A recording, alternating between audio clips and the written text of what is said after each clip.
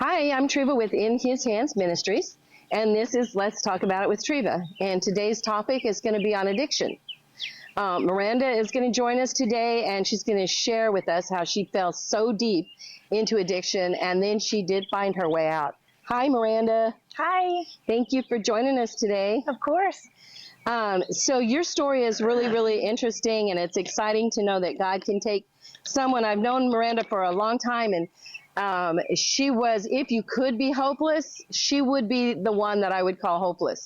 But praise God, because things are not hopeless, and she has found her way out of addiction, and she's living the life now. She's living a good, happy life. So Miranda, I'm going to ask you some questions. Is that all right? Absolutely. Okay. How long were you in addiction, and what were you addicted to? 17 years, and I was addicted to meth. Yeah, 17 years. That's a long, long time. It is. And it was hard to beat, wasn't it? Oh, it was. You tried several times. 11 of the years I was an IV user. Yeah. And you, honestly, I think you almost died. Oh, yeah. Several times. Yes. Now, we're going to start with, tell us a little bit about your childhood, like before your addiction. Can you just give us just a little bit of information on how your childhood was? Mm-hmm. I was raised in church. I have two amazing parents. About the time I was 14, 15 years old, my parents got divorced. I chose to go live with my dad. And by the time I was 15, I pretty much had my own apartment. I don't think my dad did it knowingly, He didn't mean to do it, but I mean, he was living the single life, and I was living in the apartment that we moved into from my mom's. And I lived right across the street from the middle school, and so I would walk to school, come home from school, and my dad had already got home from work and left lunch money for the next day or pizza money for the night, and got a change of clothes and left. And it went on like that for several months, and none of my friends that I was running with or hanging out with from being little, their parents wouldn't allow them to come over my house and spend the night with me because they knew there was no adult supervision there. And so I started running with the kids whose parents really didn't care, and it just started from there. I mean, kind of spiraled out of that. Yes. So what?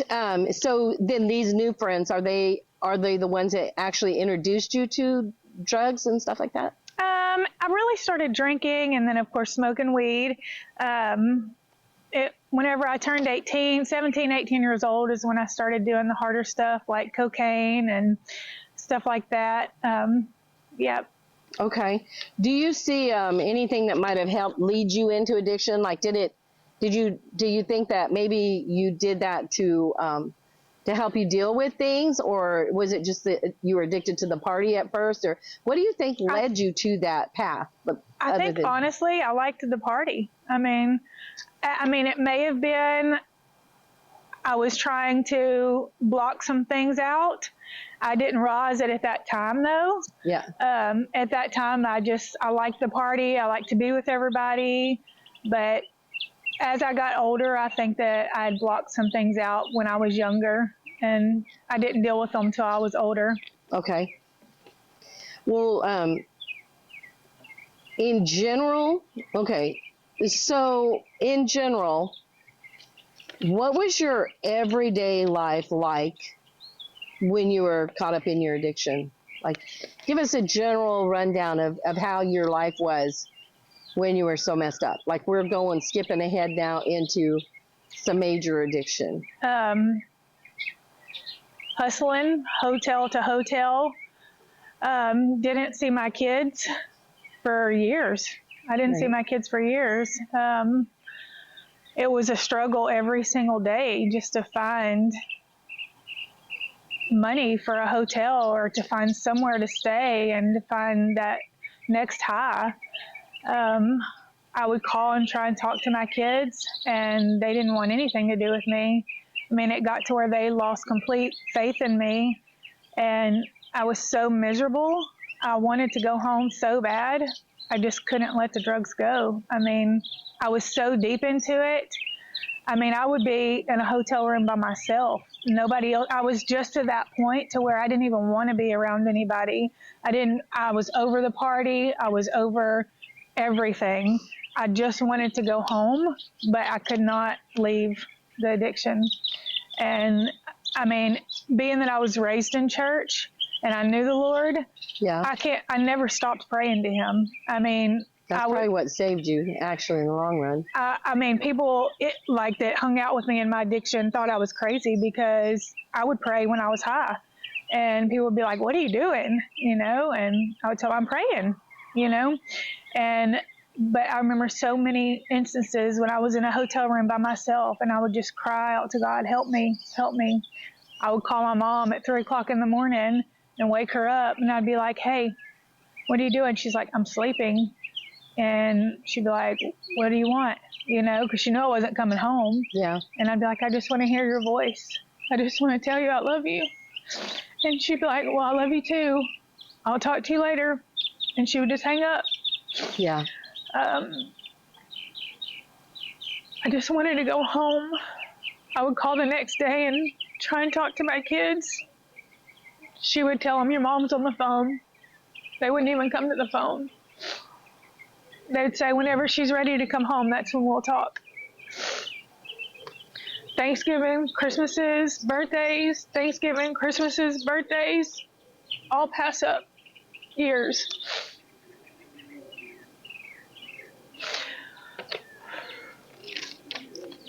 So, how hard was it for you to find your drugs when you were in your addiction? Like, Not hard. It's not hard to find drugs at all. You can find them anywhere, all the time. And I know that we had talked, or I know part of your story, so I do know that at one point in time you manufactured your own drugs and you sold drugs. Can you tell us a little bit about that? Yeah. Got to a point, I mean, I had moved out of the area that I was living in and moved about 4 hours away. And I came into a crowd that I was running with, and, you know, he didn't really allow people into a certain part of his house. And I mean, there was tons of people at his house. Well, I mean, I didn't at the time know this, but he had like several traps set at his house to test loyalty of people, you know? And so I come across some drugs that were sticking out from under the couch. And so I went and I grabbed them and I went and knocked on his bedroom door. And I was like, hey, I just found this in your living room, you know? And so he said, and I didn't like go into his room. I just stuck my arm in the door and he was like, come in here. And he was like, you're the first person that's ever done that. He was like, I want you to come in here and sit down. And in that room, he was manufacturing drugs. And so he took that as loyalty because I turned in drugs that I found in his house. Oh, wow. And he taught me everything that he was doing. And so I began manufacturing with him. Mm-hmm. And then did you tell us a little bit about your in and out of rehabs? And, you know, I know that you did try. I did. To get help. I did try. So at one of the points where I was in the hotel room by myself crying, it was around, I honestly don't remember if it was a Thanksgiving party or Christmas time, but I knew that my son had a party, a holiday party the following day at his school. And so I was by myself at a hotel room crying, just missing my kids, missing home. And so the following morning, I woke up and I'd called the school and I'd told them that I was Hunter's mom and that I'd wanted to attend the party. What time was it? And so, mind you, I hadn't seen either one of my kids in a long time. And so they told me, and I showed up at his school. And he did not know that you were coming. He did not want to see you. No, he did not. And so I walked into his classroom, and he was sitting at his desk, and he was probably about 8, maybe 9 years old. And he looked up at me, and whenever he looked up at me, he just froze. And I'll never forget the look on his face. It was just like he was terrified, and at the same time he wanted to run to me, but he couldn't move. He was just like, he was so stunned and in shock. Yeah. And so I just kind of just waved at him, and I just went to the back of the classroom, and he was so distraught. He just kept looking around, and he never came up to me. And so I just stood in the back of the classroom, and they played a slideshow of throughout the whole year of pictures and other parties and everything. And in that slideshow, all the kids with their pictures of their family or their parents or their mom or whoever came to the parties, they were all with them. And in every picture, my son sat there with this like half smile on his face, and he was just so empty looking. And so I left that party. I went straight to my mom's house, and whenever she got home from work, I sat there till she got home from work. When she got home from work, I told her I want to get help. I need to get help. And so she came home. We called a facility. I went there, and I was there for a year. Actually 13 months, because I got in trouble. I had 30 days added. And then I stayed on another almost a year as an intern, Yep. which I fought at first. Yep.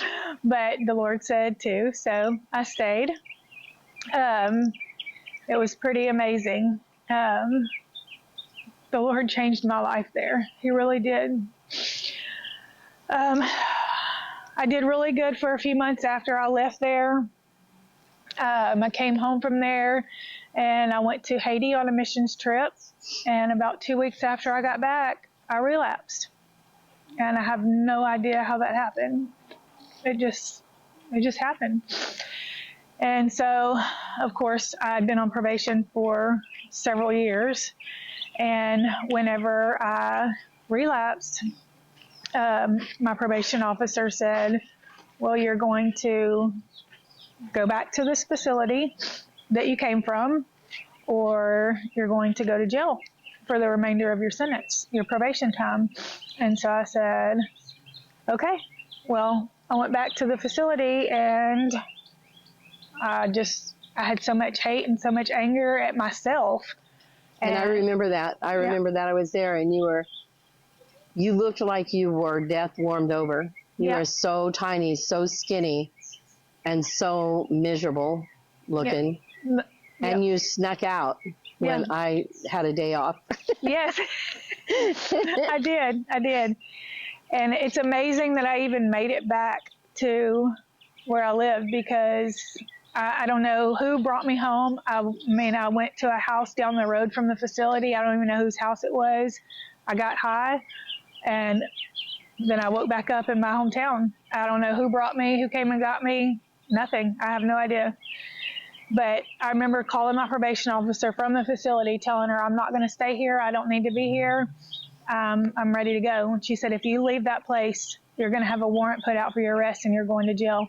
I said, well, I'm sorry it has to end this way, but I'm leaving. And I hung up the phone.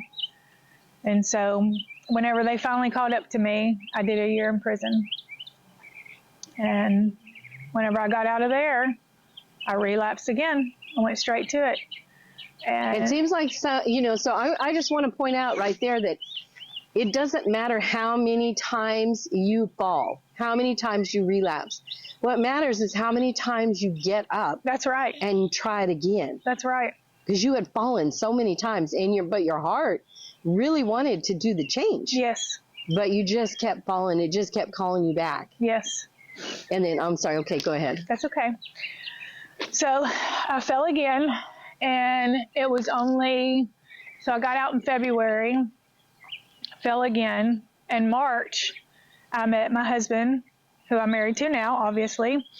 And he messed around a little bit with the drugs, but nowhere like me. And whenever he thought I just messed around too. And when he saw how I was, it scared the crap out of him. And he was like, we're not going to do this. This is not where I want to go. This is not how I'm living. And he said, if this is how you live, I can't be a part of you. I can't be a part of this. He said, I really do like you, and I really do want something with you. My mother even told him, look, there's Miranda, she's not going to stop. So you might as well move on if this is not what you want, you know? And he said, no, I see something in her. And he said, I'm not going to give up on her. And he told me, he said, Miranda, he said, I'm going to leave if you don't stop. He said, I want to be with you, but you have to stop. And to this day, everybody says, how come you wouldn't stop for your kids? How come you wouldn't stop for this or stop for that? Or how many times you went to jail or this, but you stopped for him. I didn't stop for him. I stopped because in that moment that he told me that we're going to be together or we're not going to be together if you don't stop, the Holy Spirit came over me and said, how many things do you have to lose? How much more are you going to let Satan take from you? It's time for you to receive. It's time for you to let me just pour my love into you. And I knew it was time. It was time. And so as high as I was up the rest of the night. We went to church that next day, and I went into the front of that church, and I asked, I didn't know at that time that it was the pastor's wife. I told her, I said, I'm high out of my mind. I want to stop. Please pray for me right now to stop. She prayed for me, and I was delivered in that moment, and I've not gotten high since that day. I've not had the urge since that day.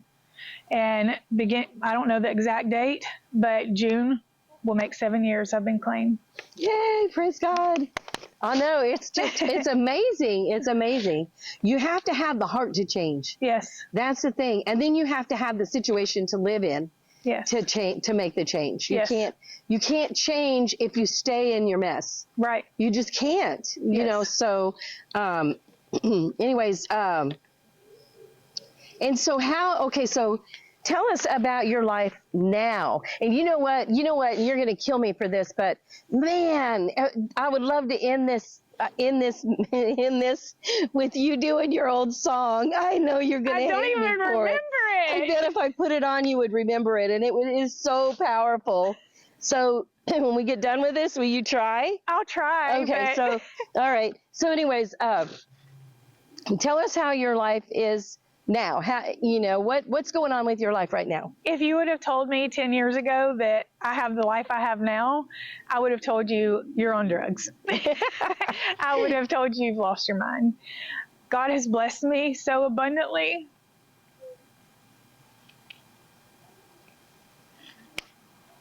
So, number one,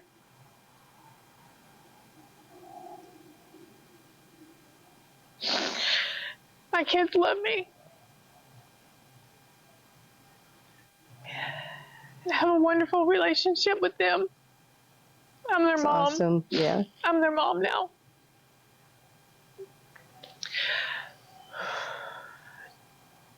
Take your time. I never thought that my daughter would call me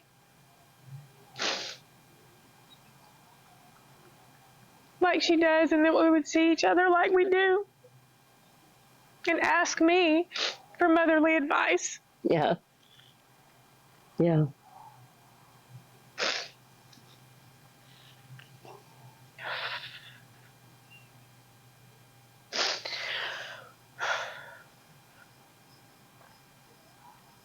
I have an amazing husband who has treated and been a dad to both my kids. I gained 2 wonderful stepchildren. I'm a grandma. Mm-hmm. But above all else, I love the Lord more than anything. Because of him. But tell them what you're doing. Are you active in church? Oh gosh, yes. Yes. I have a wonderful home church. We're actually going through a class now called Freedom, and it's an amazing class. It's a 12-week class, has a conference at the end. It's a wonderful class. I'm trying now to get plugged into doing a drug ministry. I know that that's my calling. and I'm trying really hard to get plugged into that right now. But yes, we're very active in church. I have an amazing job. I have an amazing support group at my work. My boss, and my friend, she's very supportive. She knows my past, and Good. she's very supportive of it. Matter of fact, this jacket right here, I'm going to tell you, this jacket, everybody made fun of me because whenever I first started, you have to wait 90 days to get your team jacket to make sure that you're going to stay, you're going to work out. And I couldn't wait. Are you going to order my jacket yet? Are you going to order my jacket? And everybody's like, no, we will. No, we will. And they just couldn't understand why I wanted that jacket so bad. But this is the jacket. I finally got my jacket. Of course, I've been there 2 years now. You gotta hold it up where everybody can see it.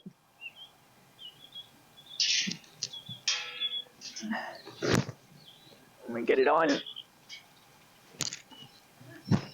This is my Team Levine jacket. And the reason this jacket was so important to me is because it means success. And if you're out there, you can have success too. If you're struggling, you can have it too. So this jacket isn't just a jacket to me. Yeah. It's a milestone. It's a huge milestone. It's a goal. And it's total success for me.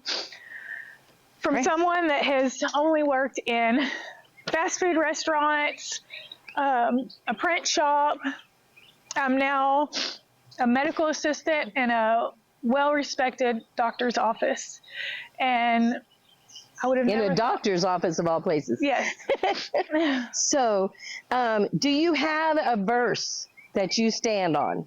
I do. And, you know, the more that you walk with the Lord, the more your verses will change, you know, because you grow in him. Yeah. And so used to, my stand-on verse was James 4:7, submit to the Lord, resist the devil, and he will flee. Yep. But now my stand-on verse is Exodus 14:14, and it's stand still and the Lord will fight for you. There you go. There you go. Ooh, that just goes right along with that song I was just talking about, doesn't it? Amazing, isn't it? Anyway, so could you have done any of this on your own without Jesus? Absolutely not. Absolutely not. So is there any such thing as hopelessness? No. Really? Nope. Not at all. No, you just have to keep going and never give up. That's never right. stop trying. Okay, so. But yes. Faith without works is dead. Yes, absolutely. That's good. Yep. It is. It is. So here's what we're going to do now. I want you to look right straight into the camera, and I want you to, there's going to be people watching, and they are just like you were. They're totally caught up in addiction and hopeless. And they're like, yeah, you don't understand, though. Yeah. You don't understand. I can't get out of this. I want you to speak to those people, but not only those people, I want you to speak to their families, because I know your mom, and I know that your mom has a big part in your healing. Oh, yes. I mean, that woman, she has called me. She just stopped calling me not very long ago. She has fought for you. She's been on her knees for you, you know. Yes. I mean, she has prayed. The power of prayer is so big. Oh, yes. And so, you know, I want you to tell these people, though, what would you say to them? What will you say to those hopeless people that feel so hopeless and their families? Yep. I would say, don't give up. I would say, keep pushing forward. Just like I told her, faith without works is dead. You have to not only surrender to the Lord, but you have to let go of everything from the past. You have to just move forward, make new beginnings. You have to serve him wholeheartedly. I know, because I know what you're thinking right now. You're thinking, well, she really wasn't as bad as me. She doesn't know my story. I'm telling you, I was as bad as you. And I do know your story. And if I can make it through it, so can you. I promise. And if you're a parent of those children, don't give up on them. Don't be, I know it's hard and it's tough and you want to give tough love, but you also have to show love to them. Because whenever they're crying out and they're calling at 3 o'clock in the morning saying that they miss you and they love you, just talk to them.